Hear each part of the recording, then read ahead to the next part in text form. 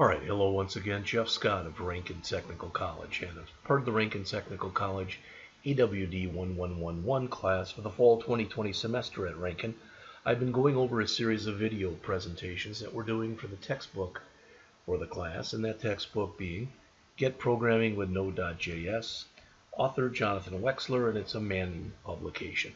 We are in Unit 3, and I am finishing up Lesson 14.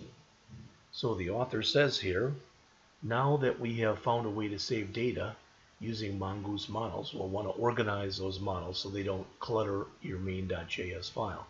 The main thing is, you've already seen how we put our .html files in our views folder.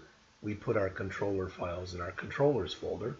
So now we're going to create a models folder. Alright, so we're going to create a models folder, and inside of that we're going to have a subscriber.js file. So let's come in here.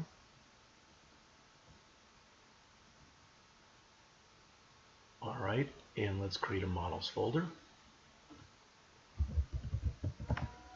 And inside of that models folder we're going to create a new file called subscriber.js.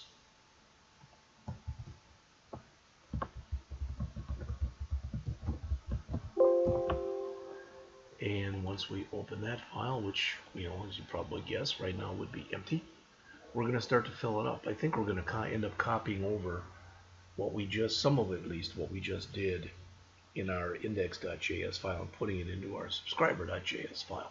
So, as the author says here on page 152, this file is where we'll move our models code.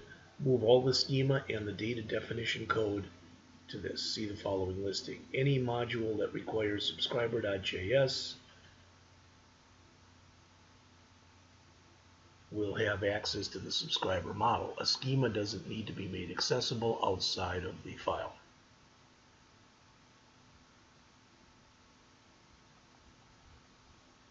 Now let's see. So let's grab this, copy it to the clipboard, and we will put that into our new subscriber file here.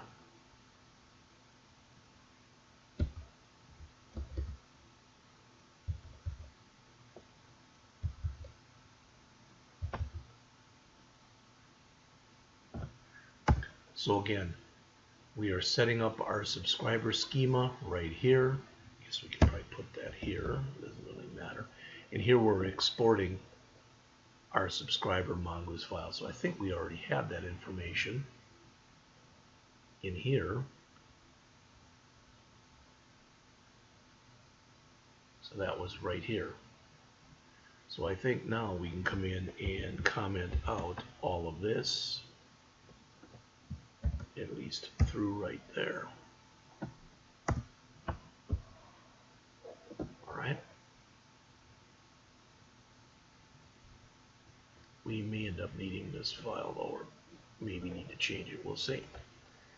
You'll need to require Mongoose in this module because both the schema and the model use Mongoose methods to work. Node.js loads a module into the project only once, so requiring it here shouldn't slow the application. We're telling Node we want to use an already loaded module. Next, require this module in main by adding const. Put that below the other required modules. Okay, now you should be able to use the model the same way as before.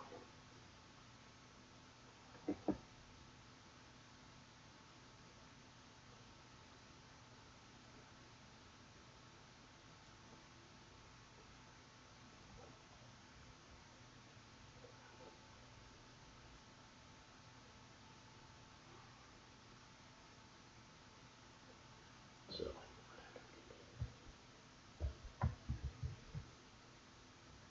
lost the C in const.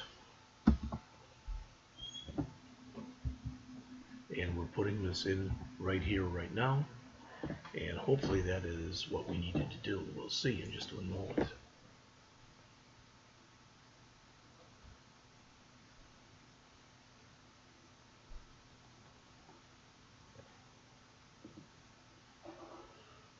Now you should be able to use it the same way before. In main.js, find documents in your database by using Mongooses find_one and where query methods. As an example, you can use the subscriber.find_one named John Wexler, where email is Wexler, to find the one document, return one document that matches the criteria where the email has Wexler in it.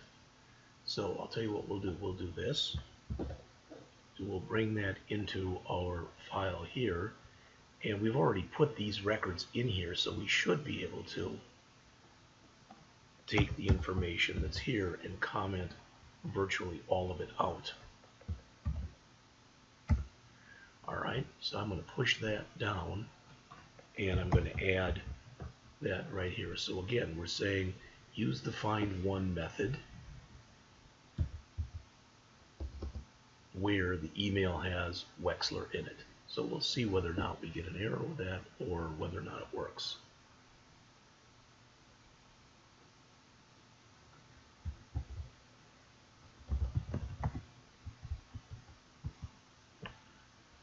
Alright, it's telling us here find_one is not a function.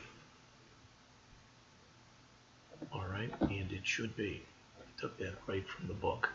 So, subscriber, model subscriber,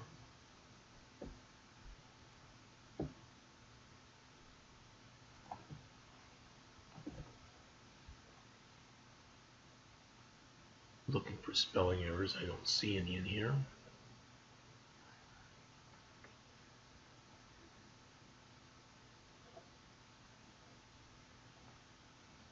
That's spelled the same. So let's look for subscriber and subscriber schema. I don't even think we're using that in here, just subscriber. I don't see any place where that is spelled incorrectly. So, you may not have saved here. Let's try it again after the save.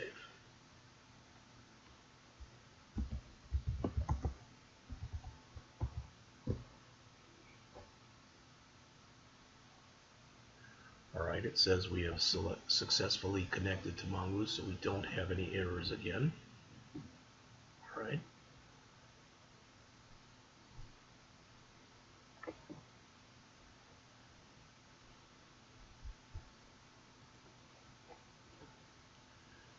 So, I think we're going to come in and we're going to try to run this.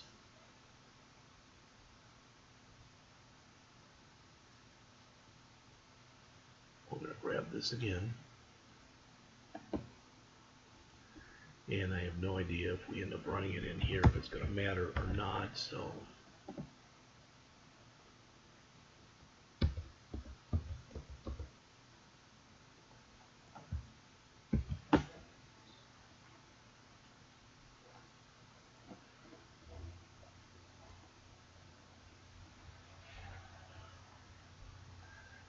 that we can close.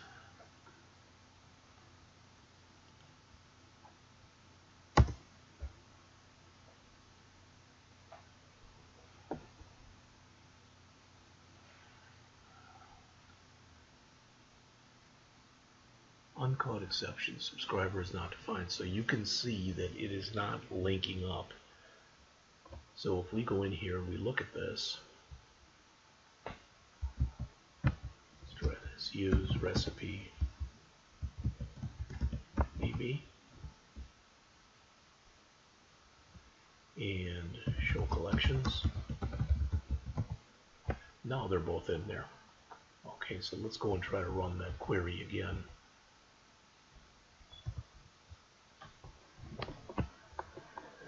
And we will put the whole thing in here that we just had. So this whole thing, let's put it all on one line. I don't think that's really going to matter, but let's try it there anyway.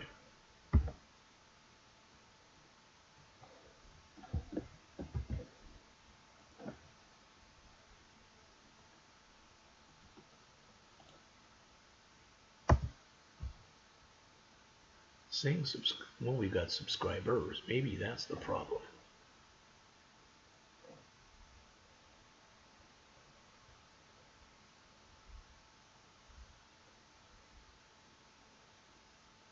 That's just the name of the collection, so I don't know why that would be any kind of a problem.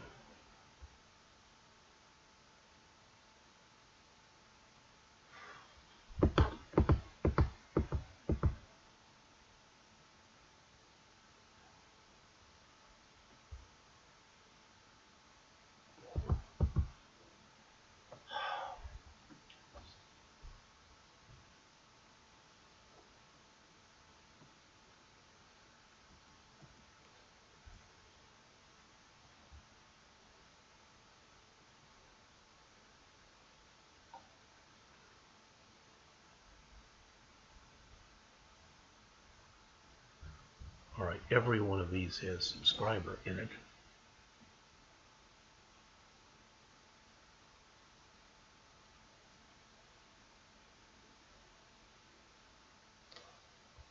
This example shows how flexible your queries can be to get data that you need. Mongo lets you chain parts of the query. We already saw that.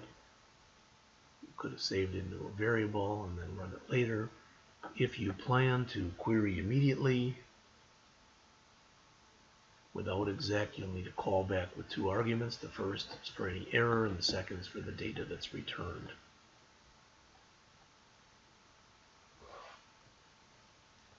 So they want us to add this. Let's just grab the entire shebang here.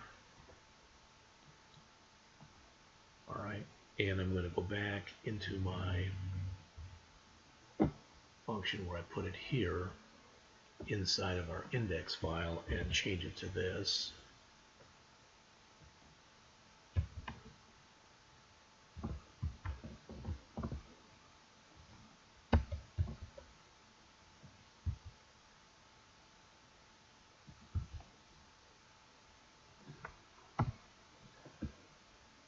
Right.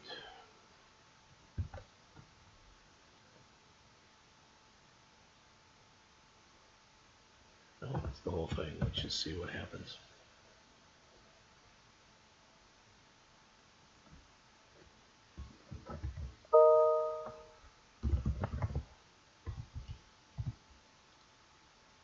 Alright, and notice John Wexler. We did get our response. So there is a communication that is taking place between the MongoDB database that we added that we're running in its own own terminal window, and our Node.js program, which is great because that's what we're looking for. So the author says, now we have the freedom to create more modules and save them using their names instead of the MongoDB collection names. Okay. In Unit 4, you learn how to make a more robust model whose values can be created, where you can run CRUD on them.